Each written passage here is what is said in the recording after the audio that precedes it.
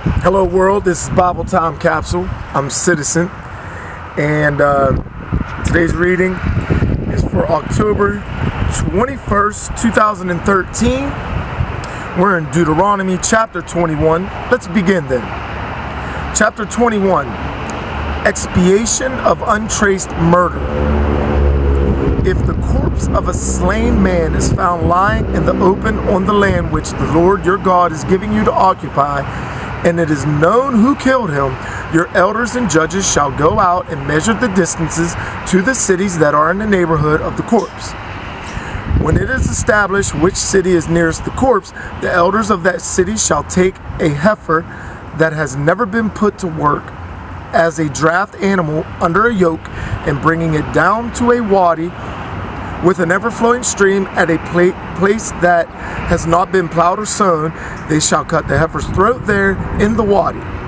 The priests, the descendants of Levi, shall also be present, for the Lord your God has chosen them to administer to him and to give him blessings and to give blessings in his name, and every case of dispute or violence must be settled by their decision.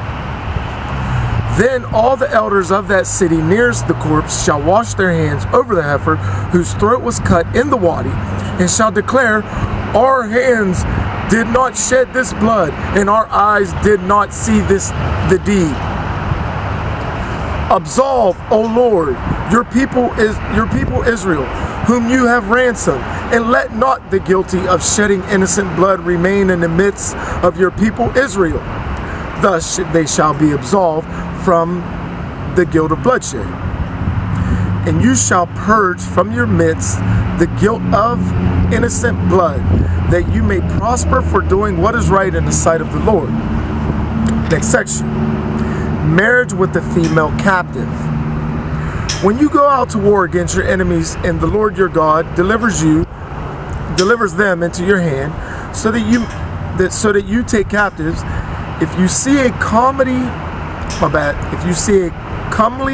woman among the captives, and become so enamored of her that you wish to have her as wife, you may take her home to your house, but before she may leave there, she must shave her head and pare her nails and lay aside her captive's garb.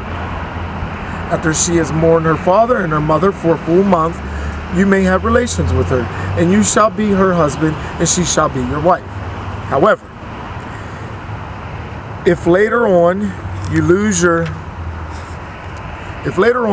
liking for her, you shall give her freedom if she wishes it, but you shall not sell her or enslave her, since she was married since she was married to you under compulsion. Next section. Rights of the firstborn, the incorrigible son.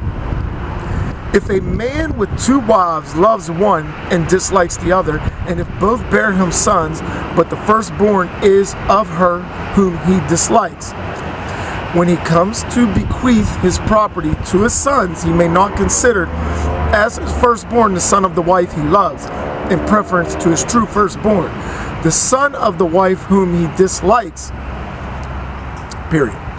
On the contrary, he shall recognize his firstborn son of her whom he dislikes, giving him a double share of whatever he happens to own, since he is the first fruits of his manhood, and to him belong the rights of the firstborn.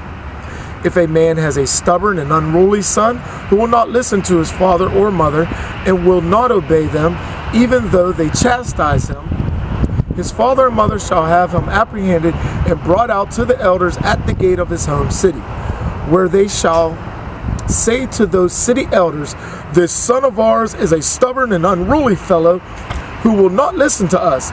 He is a glutton and a drunkard.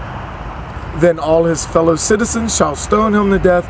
Thus shall you purge the evil from your midst, and all Israel of hearing of it shall fear. Next section. Corpse of a criminal.